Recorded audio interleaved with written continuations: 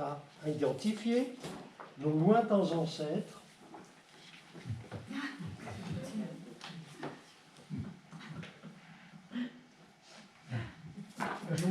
Nos lointains ancêtres étaient des chasseurs, pêcheurs, cueilleurs, et qui vivaient au rythme des saisons, au rythme des migrations animales qu'ils chassaient, au rythme aussi de la croissance de la végétation qu'ils récoltaient. Et l'on estime que leur temps de travail, si je puis dire hebdomadaire, travaillait de 2 à 3 jours par semaine par rapport ensuite à ce qui va advenir, c'est-à-dire lorsque l'homme va devenir sédentaire avec l'agriculture. Alors bien entendu, cette vie de chasseur, pêcheur, cueilleur avait quand même quelques inconvénients. Ça n'était pas un long fleuve tranquille. Et il arrivait quelquefois que nos ancêtres rencontraient quelques prédateurs qui les croquaient allègrement. Donc là aussi, ça n'était pas un long fleuve tranquille. Ensuite va apparaître l'agriculture qui va avoir différentes impacts. Tout d'abord, l'homme va s'apercevoir que la femme comme bête de trait, c'est pas terrible, hein, et qu'il faut mieux, à ce moment-là, s'adresser à du bétail. Et c'est nettement plus robuste. Et donc, c'est le début de la domestication des bovins, ensuite des chevaux, etc. Donc, une modification du comportement. Quand on veut cultiver, il faut être sédentaire. Donc, là aussi, toute une série de modifications qui vont intervenir. Et un mode de fonctionnement étayé longtemps sur l'élevage et l'agriculture. Et voilà un bilan qui avait été fait par un économiste américain il y a quelques années, où l'homme, travaillant à la fois avec les variétés végétales, et on voit toutes les variétés qui ont été développées dans les différents terroirs, et ceci pratiquement jusqu'aux années 1950, également travaillant grâce à la qualité du sol, à la microfaune et à la microflore du sol, qui enrichit le sol, grâce aussi aux sous-produits, entre guillemets, de l'élevage, qui permettaient de féconder la terre. Eh bien, le bilan qui a été fait par un Américain, l'école de Pimentel, montrait que pour une calorie investie, avec ce système dit ringard, on récoltait 50 à 50 calories produites. La calorie étant une unité alimentaire, en quelque sorte. Alors que l'agriculture dite moderne, c'est tout à fait l'inverse. Pour récolter, par suite de l'utilisation des intrants, il faut 5 à 10 calories pour récolter une calorie. C'est-à-dire en faisant appel aux intrants, les engrais, les pesticides, etc., tous les produits surajoutés qui, finalement, le bilan purement calorique n'est pas forcément et c'est d'ailleurs l'agriculture précédente dont je viens, c'est celle qui est encore grandement pratiquée en Afrique, en Amérique du Sud, en Indonésie, où il y a cette forme dite archaïque d'agriculture. Mais c'est sur ces bases-là qu'a fonctionné pendant très longtemps le système agricole. Deuxième élément aussi important à savoir, par rapport à le problème dit des monocultures.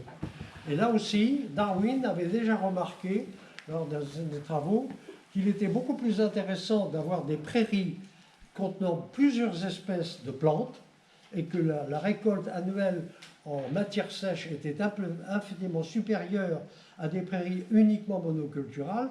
Et ce qui est intéressant, c'est que ceci a été aussi démontré en 1999 en Europe, où des parcelles cultivées depuis la Suède jusqu'à la Grèce, jusqu'à l'Espagne, des parcelles témoins, ont montré que lorsqu'on cultive ou lorsqu'on pousse 16 espèces, on récolte 800 grammes par mètre carré par an, alors que quand on ne cultive qu'une espèce, on n'en rencontre que 600 grammes. Donc la diversité qui avait fait fonctionner le monde rural pendant des siècles était un des outils majeurs du fonctionnement de l'agriculture.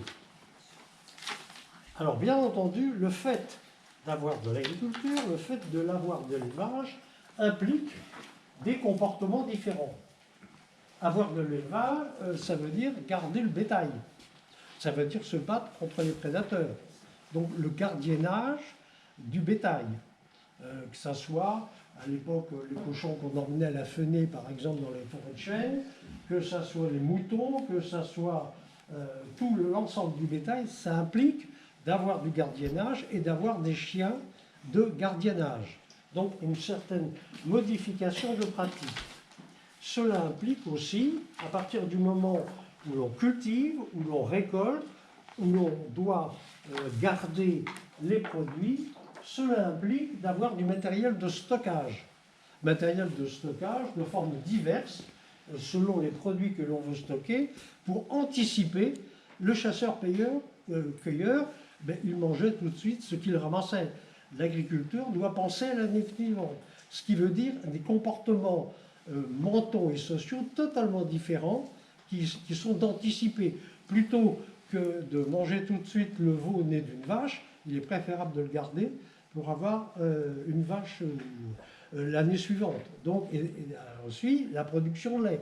Donc, de penser à utiliser le lait en conservant, en fabriquant par exemple du fromage. Donc, si vous voulez, des comportements qui ont beaucoup changé avec ce qu'on a appelé la révolution agricole du néolithique. Cela implique aussi un système de clôture. Clôture pour éviter que le bétail aille dans les champs cultivés, et clôture aussi pour garder le bétail dans des zones de pâturage. Alors, des quantités de clôture. Ici, nous avons le bocage du Brionnais avec la haie bocagère, qui est un de ces exemples d'une nature artificielle. Dans d'autres régions de France, la haie provient d'anciennes forêts défrichées, mais non complètement défrichées, qui gardaient un linéaire pour délimiter les parcelles et aussi garder le bétail dans les prés et éviter que le bétail n'aille dans les cultures. Autre mode de différenciation, à partir du moment où l'on est sédentaire, où l'on cultive des plantes qui vont servir à fabriquer des vêtements, eh bien la mode va beaucoup changer. On n'est plus dans le cas des peaux de bêtes, on a des tissus colorés, etc. Et la mode va s'installer à ce moment-là, à partir du moment où l'on peut tisser des vêtements. Également, la pharmacopée, qui va servir pour bonne part à la pharmacopée traditionnelle un peu partout, comme c'est encore le cas d'ailleurs dans une bonne partie du monde, en Afrique, en Asie, en Amérique du Sud, où l'on tire, et je vous donnerai un chiffre à la fin, montrant l'importance des plantes ou des animaux dans la pharmacopée au niveau mondial. Et très schématiquement, pour faire un peu humoristiquement ce à quoi était l'agriculture à l'ancienne, utilisant toutes les ressources de la diversité biologique, donc toutes les ressources de la nature, par rapport à un certain travers que l'on peut illustrer de la manière suivante, qui est une certaine dérive de certaines formes d'agriculture. Donc là, c'est un petit peu schématiquement comment se sont établis les rapports de l'homme avec le monde vivant. Ensuite, l'homme s'est intéressé non plus de manière utilitaire aux ressources qu'il tirait de la nature, mais il y a apporté autre chose. Certaines portions de nature avaient un rôle soit religieux, et je vais vous donner quelques exemples. Dans la Grèce antique, par exemple, eh bien, dans un paysage qui était fortement désertifié par le surpâturage et la déforestation, restaient des zones particulières qui étaient les sources sacrées, où il y avait les satyres, les dryades, etc., mais en même temps des bosquets qui restaient verdoyants autour des sources, pour des raisons religieuses, et qui étaient en quelque sorte des îlots de diversité biologique. pour là, et encore une fois, là c'était pour des raisons religieuses, et cela ressemble beaucoup à ce que l'on voit en Afrique avec les marigots, où là aussi, dans certaines régions d'Afrique, on conserve des zones que l'on n'exploite pas, dans lesquelles il y a des animaux, des plantes particulières, qui restent hors exploitation humaine. Alors on va sauter quelques années dans l'histoire en Normandie, enfin pardon, en Grande-Bretagne, parce que c'est assez intéressant. Lorsque Guillaume le Conquérant est arrivé en Grande-Bretagne, après avoir conquis et vaincu le roi Harold à Hastings, une des premières choses qu'il a faites, c'est faire établir un cadastre. Et l'on a actuellement, grâce à ce cadastre, traces de haies qui ont été mises en place au XIIe siècle. Et on peut dater d'ailleurs aussi l'âge d'une haie en fonction de sa diversité végétale et animale. Et on a des haies qui sont toujours en place dans certaines régions de Grande-Bretagne qui s'étaient déjà attestées par le Domesday Book de Guillaume le Conquérant. Son fils, lui, a dévolu une partie du territoire grand-breton en quelque sorte, en plantant une forêt, c'est la New Forest, au sud-est de Londres, et cette fois à des fins synégétiques. C'était pour tout à l'heure, on a vu des zones gardées à des fins religieuses, là c'était pour des fins synégétiques, garder des territoires de chasse pour la noblesse normande établie en Grande-Bretagne. Et c'était des territoires qui étaient palissadés et gardés militairement. Et ce qui est intéressant, c'est que c'est dans cette New Forest qu'est né l'un des premiers maquis, celui de Robin des Bois. D'ailleurs, qui est une mauvaise traduction, parce que Robin des Bois, en fait, c'est Robin Hood, c'est-à-dire Robin au capuchon, le capuchon étant le signe du vêtement des Saxons qui avaient été conquis par les Normands. Et ça n'a rien à voir avec les bois, c'était Robin Hood, et qui tenait son maquis, justement, dans la New Forest. On va passer rapidement sur le temps avec un des tout premiers personnages scientifiques qui s'est attaché à classer le monde vivant, classer les plantes, classer les animaux, pour pouvoir avoir un langage commun et échanger avec les autres scientifiques de son époque.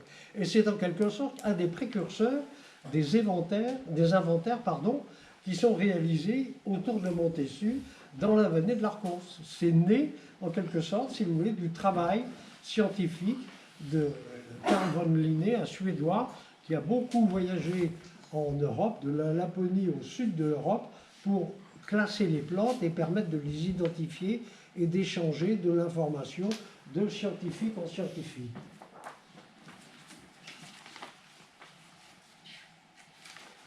Alors, intéressant de voir que certaines visions de la nature étaient très antinomiques entre la vision qu'en avait un Européen comme Georges Leclerc de Buffon, qui considérait la nature comme uniquement bonne. Il parle de forêts que l'on doit brûler, de marais que l'on doit assécher car ils contiennent des nénuphars qui produisent de venin pour les crapauds, ce qui est totalement faux, parce que n'oublions pas, c'est que le grand naturaliste Buffon était un naturaliste en chambre.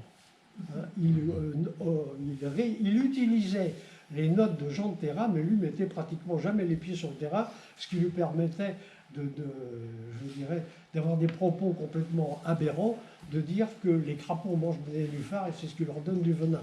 C'est un bon exemple. Mais pour Buffon, il s'agissait de domestiquer à tout crin la nature, de supprimer les vieilles forêts, de supprimer les cours d'eau, les marais, etc. Et ce qui est intéressant, c'est que pratiquement à la même époque, Jefferson, un des fondateurs de la première constitution américaine, lui a rencontré un langage totalement différent. Et dans une correspondance de 1784, Jefferson dit « Si nous n'avons pas la culture de l'Europe, parce que nous n'avons pas toute l'histoire de Rome, de Grèce, au-delà de l'Égypte, nous avons la nature. Et c'est de là qu'est née, en quelque sorte, l'idée de la wilderness, que l'on trouve encore très prégnante aux États-Unis. Et donc une vision totalement différente de la nature qu'avaient les Américains de cette époque-là et les Européens avec Dufour. Et à cette époque-là va commencer un processus assez curieux. À la fin du XVIIIe, en Europe, c'est le développement du tourisme venu de Grande-Bretagne. À savoir que de riches bourgeois ou des nobles britanniques vont s'intéresser tout d'abord à la sauvagerie de l'Écosse, à la sauvagerie du Pays de Galles, et également vont venir en Europe, dans les Alpes et dans les Pyrénées, au grand ébahissement des autochtones français, voire même de l'élite française, pour qui la montagne, c'était qu'un monde affreux, que l'on n'allait pas voir, que l'on craignait, et qui n'était pas du tout quelque chose d'attractif. Et c'est le début du tourisme et d'un regard particulier. Alors à l'époque, c'est surtout sur l'esthétique et la beauté des paysages sauvages.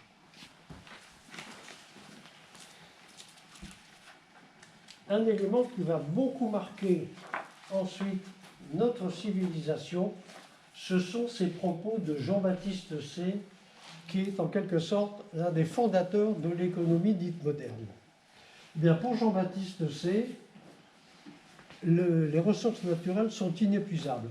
Et comme elles sont inépuisables, elles n'entrent pas dans le champ de l'économie. Et pendant longtemps, on a continué à estimer que le monde était exploitable à merci, qu'il était en permanence renouvelable et qu'il n'y avait pas à se poser de soucis pour avoir une économie qui tienne compte des capacités de renouvellement de la ressource. Alors ça peut s'expliquer au début du 19e, où la population mondiale n'était pas ce qu'elle est maintenant, où encore le monde était encore à découvrir, où des grands scientifiques parcouraient le monde à la recherche de plantes, d'animaux, de paysages particuliers, on va voir avec un Bolt, mais si vous voulez, le fond même de cette pensée, c'est de croire que les ressources sont inépuisables. Et ce qui conduira d'ailleurs à la notion du PIB, où on calcule, on parle toujours, regardez, on parle toujours un point de croissance en permanence dans le discours, mais on ne dit jamais la croissance de quoi. En fait, c'est la croissance du PIB. C'est un indicateur qui ne veut rien dire, car c'est un indicateur qui ne prend en compte que ce qui est